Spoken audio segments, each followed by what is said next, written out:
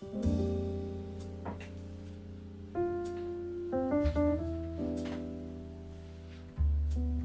back to another book review video. It's been a while, it's so nice to see you again. You are probably wondering where have I been all this long time? And you know, that is a really good question. Well, actually not really.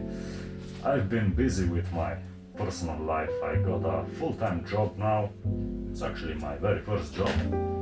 I also started going to the gym again, and you know, just been busy with my day-to-day life, like, you know, getting back home from work and you get tired, you don't have enough energy or motivation to make YouTube videos about books and stuff like that, but I've decided to start making them again. It's been quite a long time, and I didn't just sit idle during that time. I've been reading quite a lot. And for example, today's book in this book review is quite a special one. It's one and only The Hobbit by J.R.R. Tolkien. And let's start, like we always do, with the book cover. And you can see this one is pretty nice. It's simplistic, but it's really nice. You have these golden mountains and golden birds on the black background. Big red sun is rising over them, and up here you have The Hobbit, the title. You are probably wondering why The Hobbit is spelled wrong, but trust me, it's not spelled wrong. This is just the Slovenian translation of the Hobbit book. And as you can see, this is a hardcover, so that is pretty nice. And it also has quite a lot of drawings. Let me just find some of them. For example, here you have the map. And where is it? I'm gonna cut this out of the video, trust me. I'm totally not gonna forget to do that. Okay, I found one. For example, this one. Yeah, it's full of drawings. It's pretty nice. I like it.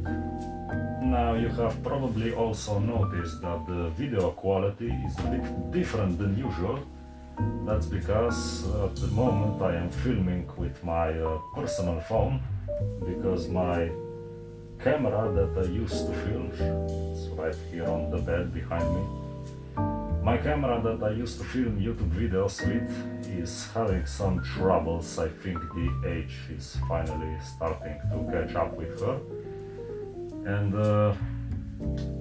I hope it's not her end yet. I hope she still has some life in it, because I have some really long history with that camera and I don't want it to die just yet. But anyway, let's get into The Hobbit. What is the book about? Well, the main protagonist is our little guy, Bilbo Baggins, the Hobbit, who lives in his home and his Hobbit hole. One day, this wizard guy called Gandalf, maybe you have heard of him, decided to pay him a visit and invited him on a quest. You see, there is this dwarven kingdom, the Lonely Mountain, that has been overtaken by this big angry dragon called Smaug. And now he lives there. He has killed a lot of dwarves and he's guarding all their treasure, you know, and nobody has the courage to receive the treasure because the dragon would kill them.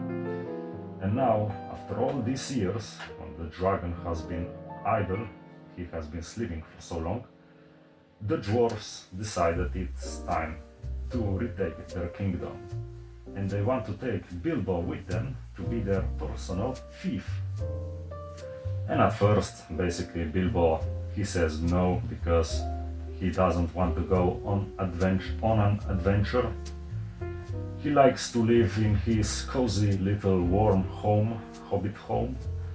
But I think the next day, after the dwarves have already left, he decides he's gonna go with them, and because basically this is a once in a lifetime opportunity and who knows if he will get an who knows if he will get an opportunity like this ever again, you know, to go on this grand adventure. And it's basically his story, how he evolves over time. You know, he becomes a bit wiser, stronger. He doesn't fear everything anymore, and you know, he gets the courage and stuff like that. You know, the hero's journey basically. And when it comes to fantasy books, I think that The Hobbit and Lord of the Rings, as you can see, I have the trilogy collection of 3 books, all of them hardcover. I'm gonna talk about them in the next video. What I was saying is that when it comes to fantasy books, I think that The Hobbit and Lord of the Rings is the fantasy series, like one of the main foundations of modern fantasy. So yeah, I think it's The Hobbit has stood the test of time pretty well. It still stands up today as it did when it first came out. So yeah, it's an exceptionally good book. So if you want to read some fantasy, some old fantasy, The Hobbit is a good choice for you. It has everything. It has hobbits, dwarfs, it has a wizard, a big angry dragon, lots of gold, trolls, elves, giant spiders, goblins. It has the, what's his name? Oh fuck, I forgot his name. Oh my fucking god. Gollum. It has Gollum in it. Actually, the chapter with the Gollum, when they are telling, he and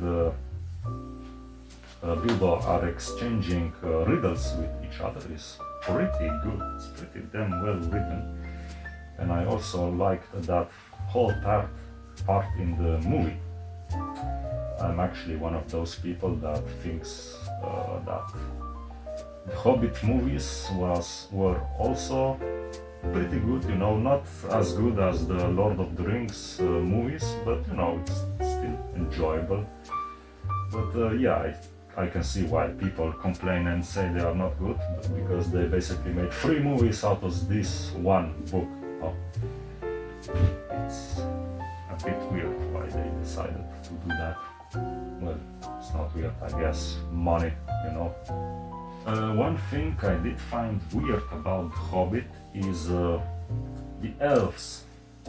They are acting a bit childish in this book, you know, compared to the elves in Lord of the Rings. Like, for example, when the dwarves and Bilbo arrive at Rivendell, I think it was Rivendell, the elves who live there, they are basically sitting up on the trees and they are making fun of the dwarves and making silly songs about them and, you know, making fun of them, and basically they are acting like children almost. They are not these old, wise, mystical creatures like in Lord of the Rings. That is a bit weird, and